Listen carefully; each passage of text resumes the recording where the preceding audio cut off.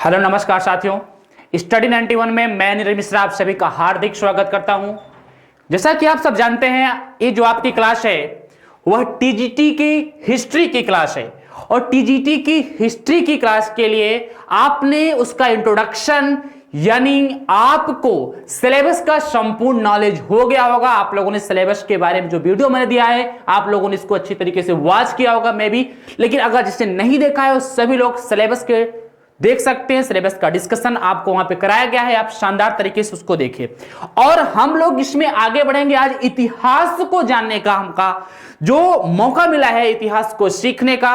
और आप सभी को पता होगा कि आपका जो भी कॉम्बिनेशन सब्जेक्ट हो, अगर उसमें हिस्ट्री है तो वहां से कि आपके हिस्ट्री में कितने क्वेश्चन आने वाले हैं, 62 या 63। कितने क्वेश्चन आने वाले हैं, 62 या 63 क्वेश्चंस आपको वहां पर इतिहास को मिलेंगे। बहुत ही जल्द हम आपके बीच में प्रीवियस ईयर के प्रश्नों को भी लेकर के आ रहे हैं, बहुत ही शानदार तरीके से। चाहे 2016 का प्रश्न हो, चाहे 2013 का हो, 2010 का हो, 2006 का हो, 2004 का हो, जितने भी क्वेश्चंस आपके आए हुए हैं सबको आपके सामने पेश करके ऐसा बताने का प्रयास करेंगे कि देखिए कैसे पैटर्न चेंज होते हैं, क्वेश्चंस कैसे बदलते हैं। और आपको एकदम इस बात का एकदम क्लियर अंदाजा होना चाहिए कि आपके टीजीटी के एग्जाम में वर्ल्ड हिस्ट्री का कहीं भी कोई भी नामो निशान नहीं है। पीजीटी में आपको वर्ल्ड हिस्ट्री अलग से पढ़ा दिया जाएगा। तो कहने का मतलब है कि आज हम लोग यह देखने का प्रयास करेंगे इतिहास जानने का स्रोत। हम इतिहास को क्यों पढ़ते हैं, आखिर इतिहास है क्या, यही बात आज हम इस क्लास में आपसे डिस्कस करने वाले हैं कि हम इतिहास को क्यों पढ़ते हैं, आखिर इतिहास है क्या। तो देखिए साथियों, इतिहास क्यों पढ़ते हैं। पहली बात तो हम लोगों ने सुना है, हम लोग बचपन से पढ़ते चले आ रहे हैं, आप लोग ग्रेजुएट पोस्ट ग्रेजुएट भी हैं हम लोग इतिहास से, तो हम लोग इतिहास की परिभाषाओं पर बहुत ध्यान नहीं देंगे। लेकिन इतिहास यह कहता है कि जो पुरानी चीजें बीत गई हैं वो इतिहास है। क्या कहता है कि जो पुरानी चीजें बीत गई हैं वह इतिहास है। तो सर पुरानी चीजें तो बहुत ज्यादा बीतती हैं, दिन प्रतिदिन प्रति घंटे प्रति मिनट नई चीजें होती हैं, पुरानी चीजें चली जाती हैं। तो क्या सभी पुरानी चीजों को हम इतिहास में गणना कर लेते हैं? ये प्रश्न बड़ा इंपॉर्टेंट है भाई। इति धन अधनहास, यानी ऐसा निश्चित रूप से हुआ है, नो डाउट, उसी को इतिहास कहते हैं। हेरोडोटस ने बताया इसके बारे में। लेकिन बात यह है मुद्दे की कि सर पुरानी चीजें तो सब हुई हैं, तो हम इतिहास में किसको काउंट करते हैं, इतिहास में किसको गिनते हैं। तो चलिए हम लोग इसी पर आगे बढ़ते हुए चीजों को संवारने का प्रयास करेंगे। ऐतिहासिक स्रोतों का वर्गीकरण हो सकता है कि आपको स्पष्ट तौर पर ना दिख रहा हो, लेकिन हम लोग इसमें आगे विस्तार से जब आपको बताएंगे तो आपको चीजें और क्लियर होंगी। ये आपके अभिलेख, स्मारक, सिक्के, मूर्तियां, चित्रकला, साहित्य, विदेश, धार्मिक साहित्य, पंथ निर्भेद साहित्य, संगम साहित्य, यूनानी लेखक, चीनी लेखक, अरब यात्रियों का विवरण, ब्राह्मण ग्रंथों की बात कराए, वेद, वेदांग, आरण्य, उपनिषद, उपवेद, दर्शन, महाकाव्य, पुराण, स्मृति, ये सभी इतिहास जानने के स्रोत हैं। लेकिन कैसे हैं हम एक एक करके विस्तार से पढ़ेंगे। ये मैंने आपके लिए बस ऐसे ही बनाकर रखा था कि आप इसको देख सकते हैं। सारी चीजें आपको मिलेंगी, स्मृतियां मिलेंगी, कितनी स्मृतियां हैं, मनु स्मृति, नारद स्मृति, याज्ञवल्क्य स्मृति। तो आइए हम लोग इसमें अच्छे से पढ़ते हैं। इतिहास के अंतर्गत पहले अगर हम इतिहास जानने के स्रोत पर ही बात करेंगे, पहले हम अगर इतिहास शब्द की बात कर लें, प्लीज साथियों बहुत ही शांति से, बहुत ही स्पष्ट विचारधारा से इसको पढ़ने का प्रयास करें। इतिहास का मतलब हुआ है इतिहास, मतलब ऐसा निश्चित तौर पर हुआ है, यानी ऐसी घटनाएं जो हुई है वह इतिहास है। लेकिन सर क्या यह बता दो कि जितनी भी घटनाएं होती हैं क्या सभी इतिहास में काउंट करते हैं? बिल्कुल नहीं। तो सर हम इतिहास में काउंट किसको करते हैं, यह प्रश्न उठता है। तो हम इतिहास में काउंट किसको करते हैं, हम किसके लिए इतिहास पढ़ते हैं? तो देखिए स्रोत की बात कर रहे हैं तो पहली बात, हम पुरानी उन घटनाओं को इतिहास में पढ़ते हैं जिससे मानव जीवन या मानव सभ्यता का संबंध होता है। ऐसी घटनाएं जिससे मानव सभ्यता का संबंध होता है। इसका मानव सभ्यता का संबंध हो, मतलब जिससे मानव का सामाजिक जीवन में परिवर्तन देखा जा सके, मानव के राजनैतिक जीवन में परिवर्तन देखा जा सके, मानव के राजनैतिक जीवन में परिवर्तन देखा जा सके, मानव के धार्मिक जीवन में परिवर्तन देखा जा सके, वे सब घटनाएं इतिहास की श्रेणी में होंगी। मतलब जो संपूर्ण मानव समाज को प्रभावित करने वाली घटनाएं होंगी, वे सब इतिहास की श्रेणी में पढ़ते हैं। तो आपको क्लियर हो गया होगा। जैसे इस समय कोविड का दौर है, कोरोना वायरस का दौर है, तो आज ये वर्तमान है, चूंकि यह पूरे दुनिया को प्रभावित किया, पूरे मानव सभ्यता को प्रभावित किया है, तो जाहिर सी बात है आने वाले 4 साल 10 साल बाद यह एक इतिहास बनेगा। ये इतिहास होता है, हम इसको इतिहास में काउंट करते हैं, जिसको यानी मानव सभ्यता का जिससे संबंध हो। तो फिर कैसे? जिसका साक्ष्य उपलब्ध हो, जिसका साक्ष्य उपलब्ध हो कि हां ऐसी घटनाएं घटी थी, यह हमारे पास प्रमाण है, साक्ष्य है, हम उनको इतिहास में काउंट करते हैं, हम उनको इतिहास में काउंट करते हैं। अच्छा, अब क्या है सर? सबसे बड़ी चीज इतिहास पढ़ने की होती है क्रमबद्धता होना।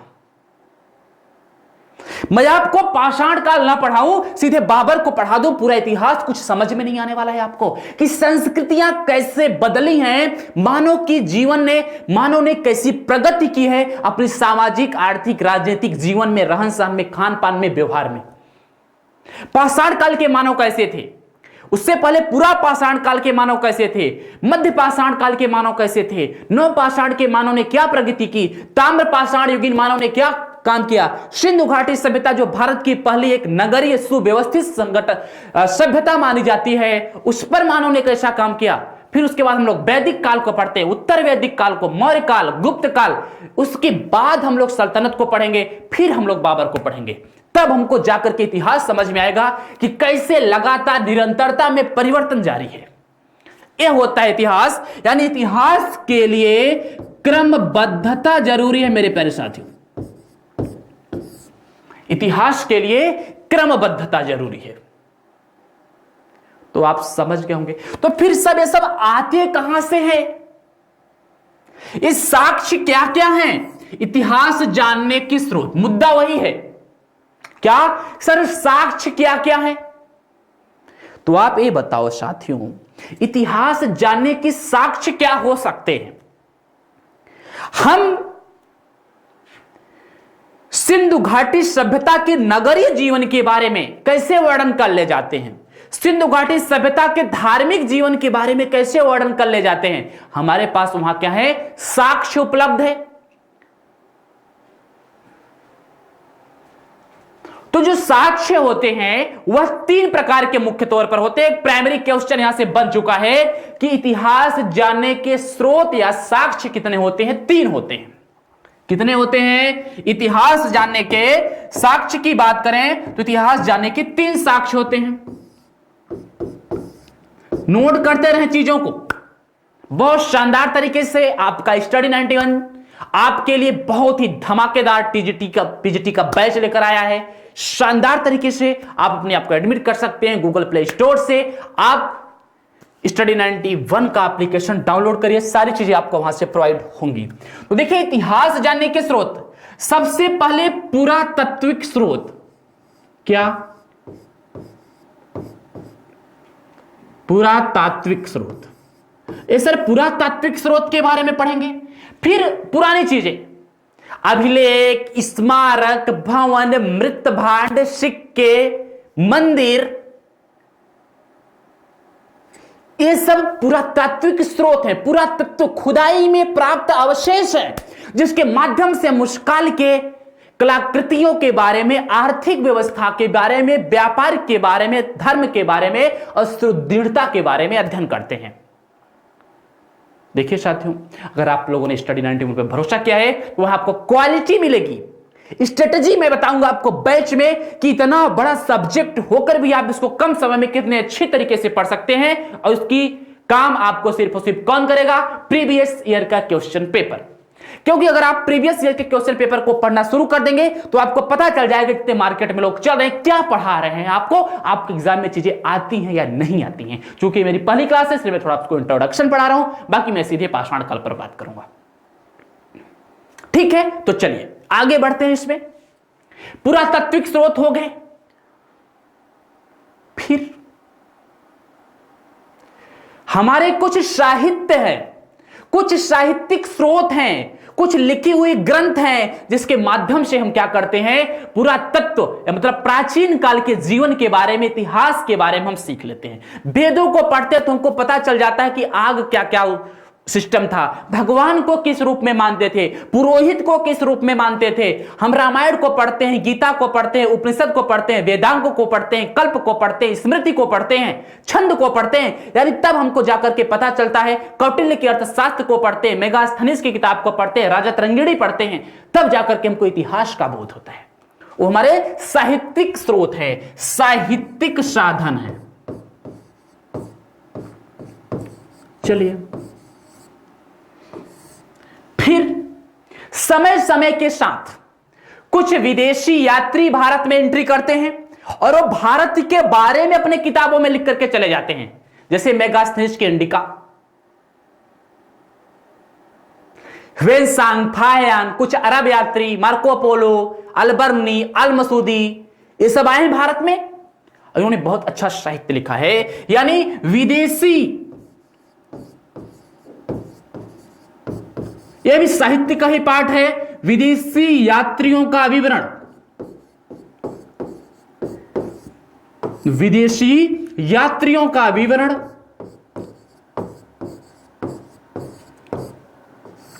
अच्छा सर ये बताइए कि ये पुरातात्विक साक्ष्य, साहित्यिक साक्ष्य और विदेशी यात्रियों के विवरण, इनका मैटर कब से क्या क्या कैसे रहा है, कब ये बदले हैं, ऐसे वह कौन कौन से काल हैं जो यहां पर आपको मिलने वाले हैं। तो आइए थोड़ा हम लोग उसको भी देख लेते हैं।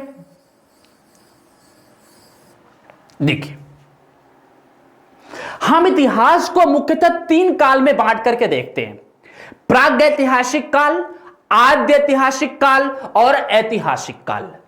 प्रागैतिहासिक काल, आद्य ऐतिहासिक काल और ऐतिहासिक काल। तो चलिए हम उस पर चलते हैं, वहां से आपको बताने का प्रयास करते हैं इतिहास जानने के स्रोत। अब हम सबसे पहले बात करेंगे प्राग ऐतिहासिक काल। अच्छा, ये प्राग ऐतिहासिक काल है, कौन सा काल है सर? देखिए साथियों, प्राग ऐतिहासिक काल का मतलब है इतिहास का ऐसा काल जिसके बारे में वर्णन सिर्फ पुरातात्विक साक्ष्यों के ही आधार पर किया जा सकता हो। क्या हो यहां पर, क्या हो, सिर्फ और सिर्फ यहां का मानव, इस काल का मानव सभ्य नहीं था, किसी भी प्रकार का कोई साहित्य नहीं मिलने वाला है, सिर्फ और सिर्फ हम या इतिहासकार इसका वर्णन किस आधार पर कर सकते हैं? तो इतिहासकार सिर्फ और सिर्फ इसका जो वर्णन करेंगे, इसमें क्या होता है? लिखित साधन उपलब्ध नहीं होता है, लिखित साक्ष्य उपलब्ध नहीं होता है, लिखित साक्ष्य नहीं है, कोई साहित्यिक स्रोत यहां से नहीं मिलने वाले। तो सर प्रागैतिहासिक काल में हम किस आधार पर इतिहास का वर्णन करते हैं? पूरा पाषाण काल, मध्य पाषाण काल और नव पाषाण काल का वर्णन हम किस आधार पर कर ले जाते हैं, करते हैं दोस्त? किस आधार पर? यहां हमको मिल जाता है पुरातात्विक। अच्छा, क्या मिल जाता है? पुरातात्विक स्रोत।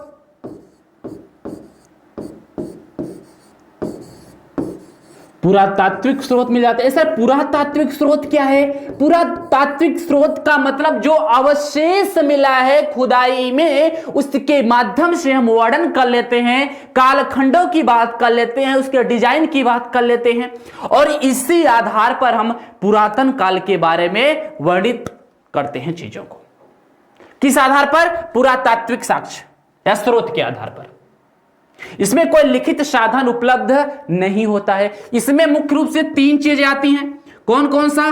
पुरापाषाण काल, अच्छा, पुरापाषाण काल, इन सबको बहुत विस्तार से पढ़ेंगे। पहले आप यहां देख लीजिए जानने के स्रोत कैसे हैं। उसके बाद आता है मध्य पाषाण काल,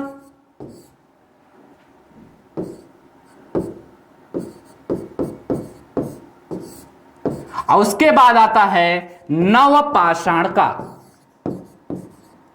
अच्छा, ये पाषाण काल का क्या मतलब है सर? तो इसमें ज्यादातर वस्तुएं, औजार, हथियार पत्थर से ही निर्मित थे। इसमें कोई भी लिखित साक्ष्य उपलब्ध नहीं था। इसमें कोई भी लिखित साक्ष्य उपलब्ध नहीं था। सिर्फ और सिर्फ पुरातात्विक स्रोतों के आधार पर जिस इतिहास की गणना की जाती है, जिस इतिहास की व्याख्या की जाती है, इतिहास के जिस काल की व्याख्या की जाती है, उसको प्रागैतिहासिक काल कहते हैं, प्री हिस्टोरिक पीरियड कहते हैं। तो कहने का मतलब यह है कि आपके एग्जाम में यहां से क्वेश्चन बना है, आप जाकर के देखिएगा 2013 के टीजीटी पेपर में कि प्रागैतिहासिक काल के संदर्भ में कौन सा विकल्प सही नहीं है। लिखित साक्ष्य उपलब्ध होते हैं, पुरातात्विक स्रोत उपलब्ध नहीं होते हैं। पुरापाषाण काल इसके अंतर्गत आता है या नहीं आता है, यही आपको बताना है। यही क्या करना है, यही मेरे साथियों आपको बताना है। चलिए हम लोग इसमें आगे बढ़ते हैं और हम लोग देख लेते हैं कि सर आद्य ऐतिहासिक काल क्या है। देखिए, आद्य ऐतिहासिक काल इतिहास का ऐसा काल है जिसमें क्या है, अभिलेख तो मिले हैं, मतलब लेख मिले हैं, अभिलेख मिले हैं, अभिलेख हैं, लेकिन उसकी लिपि पढ़ना मुश्किल है। लिपि नहीं पढ़ी जा सकती, लिपि नहीं पढ़ी जा सकती, उसकी लिपि नहीं पढ़ी जा सकती। मेरी बात समझ में आ रहा है कि किताबें हैं, साक्ष्य है, लेकिन उसको पढ़ना मुश्किल काम है। पत्थर पर उत्कीर्ण है लिपि, लेकिन उसको पढ़ा नहीं जा सकता। इस काल को आद्य ऐतिहासिक काल कहते हैं। तो आपको खुद अंदाजा हो गया होगा ऐसा वह कौन सा काल है, ऐसी वह कौन सी संस्कृति है, तो उसको बोलते हैं सैंधव सभ्यता। सैंधव सभ्यता या हड़प्पा सभ्यता, सैंधव सभ्यता या हड़प्पा सभ्यता या सिंधु घाटी सभ्यता। मेरे प्रिय साथियों, सिंधु घाटी सभ्यता में क्या हुआ है कि सिंधु घाटी सभ्यता में हमको अभिलेखों के अवशेष मिले हैं, लेकिन वह पढ़ा नहीं गया है। तो उस काल को क्या बोलते हैं, आद्य ऐतिहासिक काल कहा जाता है। तो फिर सर इसका वर्णन किस आधार पर करते हैं? इसका भी वर्णन पुरातत्व के आधार पर होता है। पुरातत्व के आधार पर भी इसका वर्णन होता है। जैसे मूर्ति, मनके, मिट्टी के बर्तन यानी मृत भांड, समझ रहे ना, जौ के दाने हैं, आपके धान के साक्ष्य हैं। तो हम लोग अंदाजा लगा सकते थे कि यह बहुत ही उत्कृष्ट सुदृढ़ व्यवस्था थी। ईंट मिली है, पक्की ईंटें मिली हैं। तो कहने का मतलब है, इसका मतलब जाहिर सी बात है, अगर पक्की ईंटों मिली हैं तो घर ईंटों के ही बनाए गए होंगे, पक्की ईंटों के बनाए गए होंगे।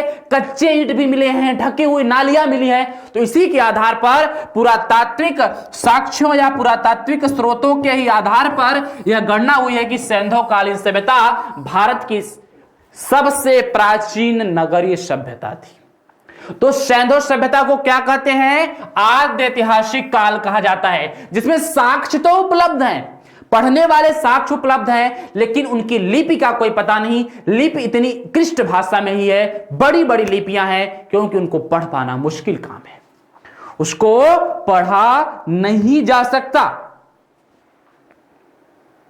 ठीक है, चलिए, तो फिर सर प्रागैतिहासिक काल हो गया, आद्य ऐतिहासिक काल, अब आता है ऐतिहासिक काल। वाह क्या शानदार है!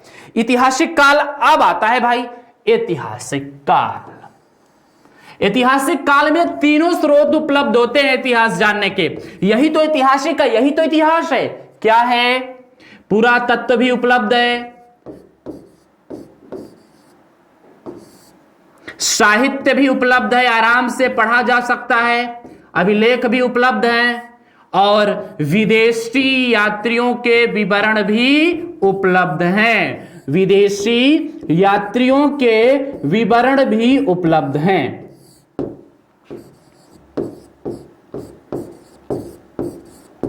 ठीक है, इसमें क्या है? इसमें सब कुछ उपलब्ध है। पुरातात्विक स्रोत भी उपलब्ध है, साहित्यिक स्रोत भी उपलब्ध है, और विदेशी यात्रियों के विवरण भी उपलब्ध है। तो उसको क्या कहेंगे? ऐतिहासिक काल। चलिए अब आइए देख लेते हैं, इसको थोड़ा और अच्छे से देखते हैं। देखिए साथियों, जैसे मान लीजिए सिंधु घाटी सभ्यता हो गई। क्या हो गई? सिंधु घाटी सभ्यता हो गई। तो आप खुद अंदाजा लगाओगे क्या कि सर सिंधु घाटी सभ्यता के बाद का जो काल है वह है ऐतिहासिक काल। यहां से वैदिक सभ्यता से ऋग्वेद वगैरह मिलने शुरू हो गए, और इसके पहले का जो काल है वह है क्या? प्रागैतिहासिक काल।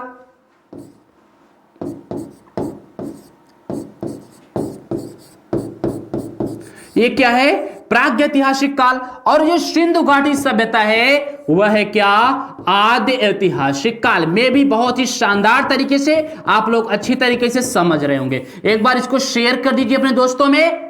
शानदार तरीके से आपके टीजीटी के लिए 2-3 क्वेश्चन यहां से एकदम क्लियर हो गए। और मैं आपको बता रहा हूं, अपनी स्ट्रेटजी की बात बता रहा हूं कि जैसे ही एक टॉपिक कंप्लीट होता है, कम से कम 50 से 60 क्वेश्चन आपको यहां पे सामने में सविस्तार तरीके से प्रूव करके पढ़ाऊंगा और दिखाऊंगा। यहां से आपको क्वेश्चन भी आपके एग्जाम में मिलेंगे। प्रीवियस दिन के पेपर भी मैं आपको सॉल्व कराने वाला हूं। 62 क्वेश्चन ईच, 1 से 1.5 घंटे के अंदर, एकदम तेज और शानदार तरीके से। क्योंकि साथियों आपके पास समय नहीं बचा है, और आप लग जाइए, जुड़ जाइए, और इस बार ना छोड़िए, क्योंकि स्टडी 91 आपके साथ है, आपके कदमों से कदम मिलाकर, कंधे से कंधा मिलाकर खड़ा हुआ है। तो चलिए नेक्स्ट हम लोग इसमें आगे बढ़ते हैं। देखिए हम लोगों ने इसके बाद हमने आपको चार्ट तैयार किया है। ऐतिहासिक स्रोतों के हम लोग साक्ष्यों को पढ़ते हुए चार्ट के माध्यम से पढ़ेंगे। जैसे क्या है कि यार पुरातत्व में कौन कौन सी चीजें होंगी। अच्छा ये बताओ, पुरातत्व में क्या होगा? अभिलेख होंगे, अभिलेख भी कई प्रकार के होते हैं, स्मारक होंगे, सिक्के होंगे, मूर्तियां होंगी, मंदिर होंगे, यही सब होंगे। उसके बाद था साहित्यिक स्रोत। साहित्यिक स्रोत में कुछ धार्मिक साहित्य भी होंगे। धार्मिक साहित्य में क्या होंगे? धार्मिक साहित्य में क्या होगा भाई? जैन धर्म होगा, बौद्ध धर्म होगा, ब्राह्मण धर्म होगा। 3 चीजों के साहित्य होंगे। कुछ ऐसे साहित्य होंगे जो धर्म निरपेक्ष साहित्य होंगे। जैसे आधुनिक काल की बात करें, अभी तत्काल की बात करें तो आपको क्या मिलेगा? कौटिल्य, विष्णुगुप्त का अर्थशास्त्र मिल जाएगा, राजा त्रिंगड़ी मिल जाएगी। ये सारी चीजें मैं आपको आपके सामने दिखा रहा हूं। देखिए अब ये स्पष्ट तरीके से, ऐसे ही हम लोग पूरी की पूरी हिस्ट्री पढ़ने वाले हैं टीजीटी के बेस में। पूरी की पूरी हिस्ट्री आप देखेंगे। इतिहास जानने के साधन क्या होते हैं? पुरातत्व संबंधित साक्ष्य, साहित्यिक साक्ष्य और विदेशी यात्रियों के विवरण। तो ऐतिहासिक स्रोतों का वर्गीकरण है आपके। इसको हम लोग 2 भागों में बांट देते हैं, पुरातात्विक स्रोत और साहित्यिक स्रोत। साहित्यिक स्रोत में भारतीय साहित्य और विदेशी साहित्य। विदेशी साहित्य में क्या पढ़ेंगे दोस्त? विदेशी साहित्य में विदेशी यात्रियों के विवरण के बारे में पढ़ेंगे। अरब चीनी, यूरोपीय यात्रियों ने कैसा भारत के बारे में लिखा है। और पुरातात्विक स्रोत में क्या पढ़ेंगे? अभिलेख पढ़ेंगे।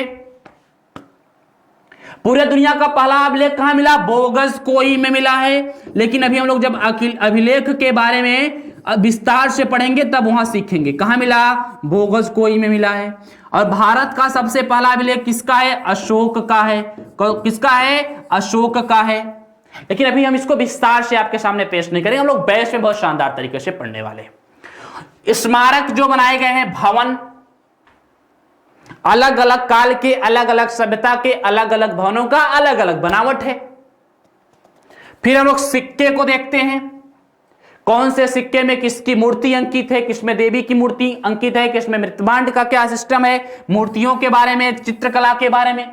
ये जो कलाएं हैं यह पुरातात्विक स्रोत है। लेकिन हमारे और आपके लिए जो सबसे ज्यादा इंपॉर्टेंट होने वाला है वह होने वाला है साहित्यिक स्रोत। तो साहित्यिक स्रोतों को हम लोगों ने दो भागों में देखा है, भारतीय साहित्य और विदेशी साहित्य। आइए देख लेते हैं।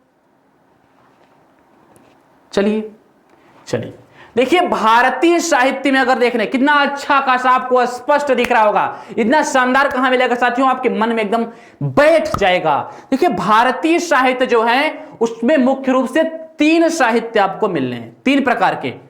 भारतीय साहित्य में कितने साहित्य मिलेंगे? तीन। धार्मिक साहित्य, धर्मनिरपेक्ष साहित्य और संगम साहित्य। अब इस धर्म में क्या पढ़ेंगे हम लोग? जैन धर्म के साहित्य को पढ़ेंगे, बौद्ध धर्म के साहित्य को पढ़ेंगे और ब्राह्मण धर्म के साहित्य को पढ़ेंगे। ठीक, जैन धर्म, बौद्ध धर्म और ब्राह्मण धर्म। धर्म निरपेक्ष में उसी प्रकार पढ़ेंगे। अभी सामने सब कुछ एक एक करके एकदम विस्तार से है, क्योंकि आपको कहीं से भी कोई प्रॉब्लम नहीं होनी चाहिए। ऐसा स्टडी 91 ने एकदम विचार विमर्श करके तब बैच को लॉन्च किया है। उसके बाद विदेशी यात्रियों के विवरण में क्या लिखा हुआ? मूलतः विदेशी यात्रियों के विवरण की बात कर रहा है। क्या लिखा है? मूलतः विदेशी यात्रियों के विवरण की बात कर रहा है। तो उसमें क्या होगा? यूनान एवं रोम के लेखक, चीनी यात्री वेनसांग फायान, अरब यात्री अल-मसूदी अल-वर्नी, इन सब के बारे में देखेंगे। इनकी कौन कौन सी रचनाएं हैं, इन्होंने भारत के बारे में क्या कहा है, हिंदू शब्द का प्रयोग किसने कहा है, इंडिया शब्द का प्रयोग किसने किया है, सब कुछ यहां मिलने वाला है। चलिए अब हम लोग एक एक साहित्य को उठाते हैं। सबसे पहले हम लोग बात करेंगे धार्मिक साहित्य। देखिए आपको एकदम शानदार तरीके से मिलने वाला है कि हम लोग क्या क्या पढ़ने वाले हैं। बेहतरीन स्लाइड्स है। धार्मिक साहित्य में जो मैंने बताया क्या पढ़ने?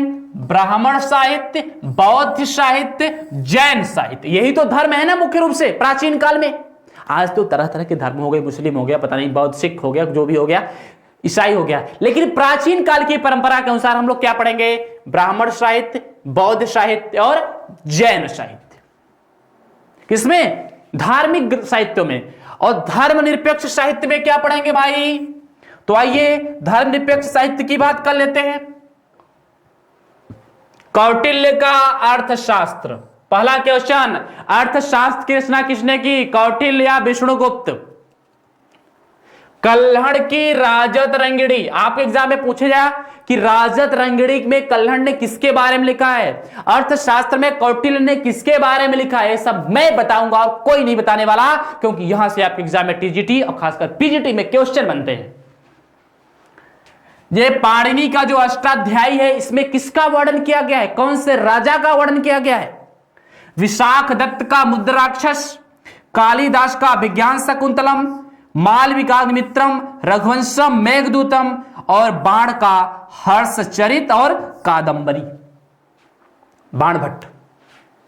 देखिए ये जो साहित्य है यह धर्मनिरपेक्ष साहित्य है, इसमें किसी भी धर्म का असर नहीं है। क्यों? क्योंकि कौटिल्य ने अपने अर्थशास्त्र में राजनीतिक व्यवस्था के बारे में सुविस्तार से वर्णन किया है। अभी बहुत ज्यादा समय नहीं है, इसलिए जब समय लूंगा आपका तो आपको एक एक दिन में तो कौटिल्य का अर्थशास्त्र पढ़ाऊंगा साथियों, मजा आ जाएगा। राजत रंगिणी के बारे में विस्तार से बात करेंगे कि कल्हड़ ने राजत रंगिणी में लिखा क्या है। अभी और आपको धर्मनिरपेक्ष साहित्य नहीं दर्शाए गए हैं, इंपॉर्टेंट बहुत है। अब संगम साहित्य में क्या इंपॉर्टेंट है?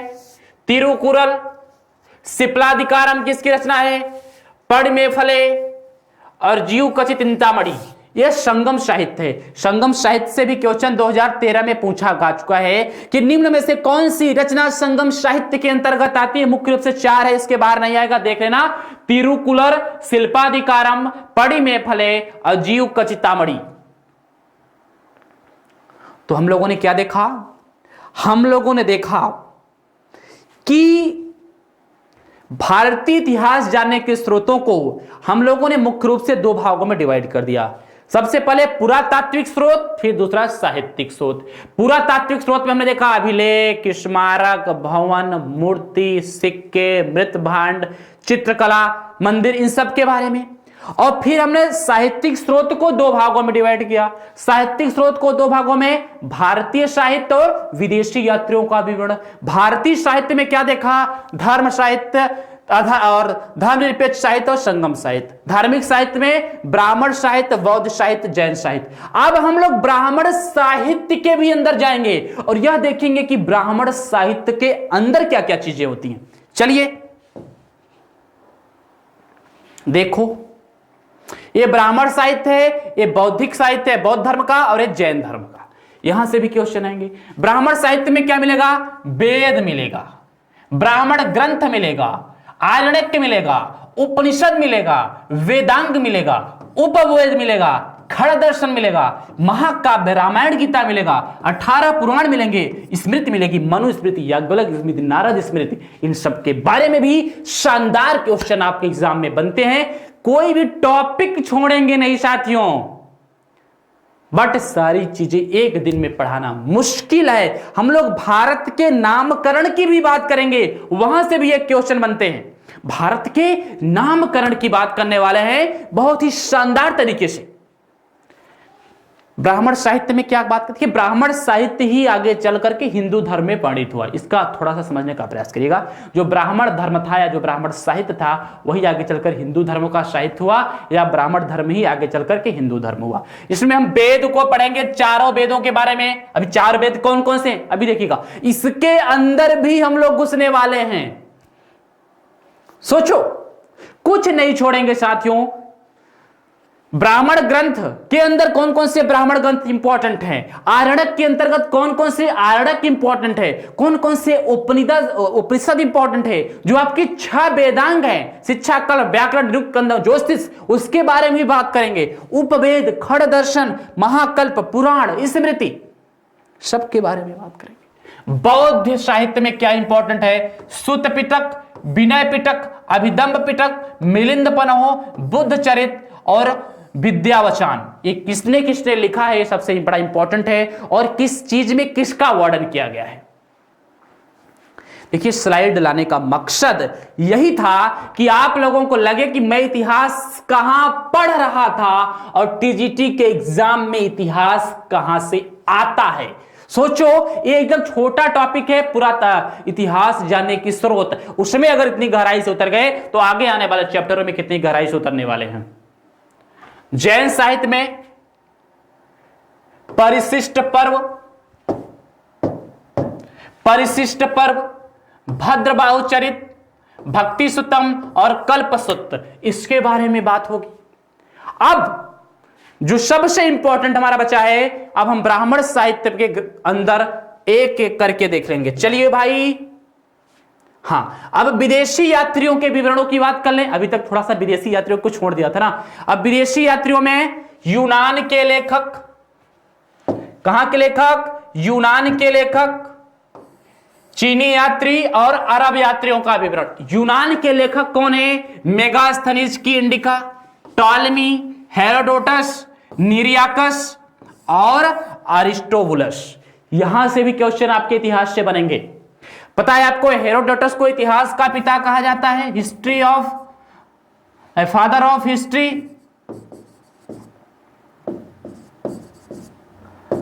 और ऐसा माना जाता है कि हेरोडोटस ने सबसे पहले इंडिया के शब्द का प्रयोग किया, इंडिया के बारे में बताया। वेनसांग फायरान से क्वेश्चन तो बनते ही बनते हैं। किसके काल में आए, कौन से विश्वविद्यालय में अध्ययन किया, नहीं किया, सारी चीजें। और अरब यात्रियों में अबू रिहान है, अल बर्नी है, अल मसूदी है और मार्को पोलो है। ये 4 अरब यात्री हैं जो कि बहुत ही इंपॉर्टेंट है आपके लिए। 4 अरब यात्री हैं, 4 अरब नहीं मतलब 4 अरबियन यात्री हैं। अब आप देख लो कि यूनान के कौन कौन से लेखक हैं। यूनान या रोम एक ही चीज है। मेगास्थनीज, टॉलमी, हेरोडोटस, निरियाकस और एरिस्टोबुलस। आप खुद अंदाजा लगा लोगे कि हमने किसी को नहीं छोड़ा है, न किसी को छोड़ेंगे। कोई भी चैप्टर होगा बहुत ही शानदार और मजे हुए तरीके से पढ़ेंगे। आप लोग स्वयं करें। आप लोगों ने विश्वास किया अगर स्टडी 91 पर, अगर आपको अब खुद पता चल गया होगा कि मैं स्टडी 91 क्यों ज्वाइन करूं। मैं भी पाषाण काल पढ़ा सकता था, लेकिन उसके अंदर भी क्वेश्चन आते हैं। मैं भी शुरू करता था आधुनिक भारत से, बता करके कि बेटा आधुनिक भारत से बहुत क्वेश्चन आते हैं, जैसा कि सब लोग कर रहे हैं, लेकिन ऐसा मैं नहीं करूंगा। मैं क्वेश्चन के पैटर्न पर पढ़ाऊंगा। सब पढ़ाते हैं, पुराने टीचर, लेकिन पुरानी परंपरा अब नहीं रही। अब आपको क्वेश्चंस को देख करके चीजों को आगे प्लान करना होगा। इसीलिए बहुत ही जल्द हम आपके बीच में प्रीवियस ईयर के क्वेश्चन भी लाएंगे। चलिए अब आइए हम लोग क्या कर लेते हैं। ब्राह्मण साहित्य में जो हमने वेद, ग्रंथ, आरण्यक, उपनिषद, वेदांग, उपवेद, खड़ दर्शन, महाकाव्य, पुराण और स्मृति के बारे में बात की थी, अब उसमें कौन कौन सी चीजें हैं देख लो आपके सामने। हो सकता है कि आपको स्पष्ट न दिख रहा होगा, या थोड़ा अपना क्वालिटी को बढ़ा लेना साथियों। वेद की बात करें तो 4 वेद, ऋग्वेद, यजुर्वेद, सामवेद, अथर्ववेद। बता दो यहां से क्वेश्चन नहीं आते हैं। वैदिक सभ्यता में तो पढ़ेंगे ना, लेकिन पहले गहराई में उतरो, फिर नैया पार होगी। किनारे से चलने पर तो नैया कभी डूबेगी नहीं। डूबेगी कब? जब गहराई में उतरोगे। टीजीटी का एग्जाम दे रहे हो, वनडे का एग्जाम नहीं दे रहे हो साथियों। ठीक है, तो चलिए ब्राह्मण ग्रंथ की बात करें तो ऐतरेय ग्रंथ, कैतकी ग्रंथ और गोपद ग्रंथ बहुत इंपॉर्टेंट। गोपद ग्रंथ से 2004 के टीजीटी में आया हुआ क्वेश्चन है। अब चलिए आरण्यक, तैत्तिरीय आरण्यक, मैत्रापाणी आरण्यक और ऐतरेय आरण्यक। उपनिषद, छंदोग्य उपनिषद, कंठ उपनिषद और बृहदारण्यक उपनिषद। वेदांग क्या होते हैं? शिक्षा, कल्प, व्याकरण, निरुक्त, छंद और ज्योतिष। ये हैं क्या? वेद और वेदांग। वेद को पाने का, वेद के ज्ञान को लेने का वेदांग एक रास्ता है। शिक्षा होनी चाहिए, कल्प होना चाहिए, व्याकरण, निरुक्त, छंद और ज्योतिष की विद्या होनी चाहिए। यह प्राचीन काल का इतिहास है साथियों, मजा आ जाएगा। एक भी क्वेश्चन अगर 62-63 से अगर बाहर आ जाए तो बताना। उपवेद, अभी वेद तो पढ़ लिया, ऋग्वेद, यजुर्वेद, सामवेद, अथर्ववेद। अब उपवेद की भी बात कर लो। आयुर्वेद सुना है ना, धनुर्वेद सुना है, गंधर्व वेद और शिल्पवेद। यही से निकल करके आगे फिर बाद में आपके चिकित्सा वगैरह आयुर्वेद ही है ना। चलिए दर्शन, 6 कौन कौन से दर्शन है? सांख्य, योग, न्याय, वैशेषिक, पूर्व मीमांसा, उत्तर मीमांसा। इसका क्या मतलब है? सारी चीजें बहुत ही शानदार तरीके से आपके सामने पेश होने वाली हैं, बहुत ही शानदार और जबरदस्त तरीके से। महाकाव्य, रामायण और महाभारत, यही तो हिंदू धर्म के 2 बड़े महाकाव्य हैं। पुराण, विष्णु पुराण, भागवत पुराण, शिव पुराण, गरुड़ पुराण। इसके अलावा 14 और, ये 4 का नाम इसलिए लिखा है साथियों क्योंकि यहां से आपके एग्जाम में क्वेश्चन बने हैं और बनते हैं। 4 बड़े इंपॉर्टेंट है, विष्णु पुराण, भागवत पुराण, शिव पुराण और गरुड़ पुराण। फिर इस स्मृतियों की बात कर लें। अब स्मृति पढ़े हैं और मनु स्मृति, नारद स्मृति और याज्ञवल्क्य स्मृति न पढ़े, ऐसा कहीं हो सकता है क्या? और उपनिषद में एक उपनिषद नहीं लिखा है, मंडूक उपनिषद। ठीक है, तो आपने देखा कि हम इतिहास को किस हिसाब किताब से पढ़ने वाले हैं, किस हिसाब किताब से आपके पास पेश करने वाले हैं। तो खुद अब आप टैली करो, तुलना करो किसी दूसरे से, तब पता चलेगा कि आपके लिए स्टडी 91 खास क्यों है।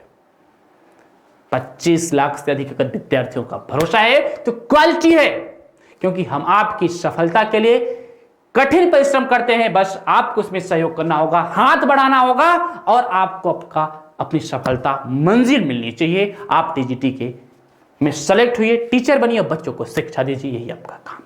तो सिर्फ आपको पढ़ना है, पढ़ाना मेरा काम है, स्ट्रेटेजी बताना मेरा काम है, किस प्रकार इतने बड़े से सिलेबस को। अभी आप सोचो सर ये इतिहास जानने के स्रोत हैं तो ये तो बड़े लंबे चौड़े हो जाएंगे, इसको पढ़ेंगे तो बिल्कुल, लेकिन कैसे पढ़ना है ये मैं बताऊंगा। अगर इसको पूरा बहुत शानदार तरीके से आप अपने से पढ़ोगे कम से कम 1 महीने लग जाएंगे, मेरी गारंटी है। लेकिन मैं इसको 3 से 4 घंटे में ऐसा पढ़ा दूंगा कि इसके बाहर से एक भी क्वेश्चन आपके एग्जाम में नहीं आएंगे, एकदम बिल्कुल अलग तरीके से। ऐसा नहीं कि वैदिक सभ्यता पढ़ लिया उसमें ऋग्वेद यजुर, बिल्कुल नहीं साथियों। पहले हम इतिहास जानने के स्रोतों में सबके बारे में सबका पोस्टमार्टम कर देंगे, उसके बाद तो चीजें आएंगी ही आएंगी। ठीक है, तो चलिए अब हमारी बात इसी के साथ आज यहीं पे समाप्त होगी। अगले लेक्चर में पुनः हमारी और आपकी मुलाकात होगी कुछ विशेष टॉपिक के साथ। तब तक आप अपना ध्यान रखिए, अपने परिवार का ध्यान रखिए और पढ़ाई को करते रहिए। ठीक है, शानदार तरीके से आपको करना है, बहुत ही जबरदस्त तरीके से। Okay, thank you, best of luck, जय हिंद।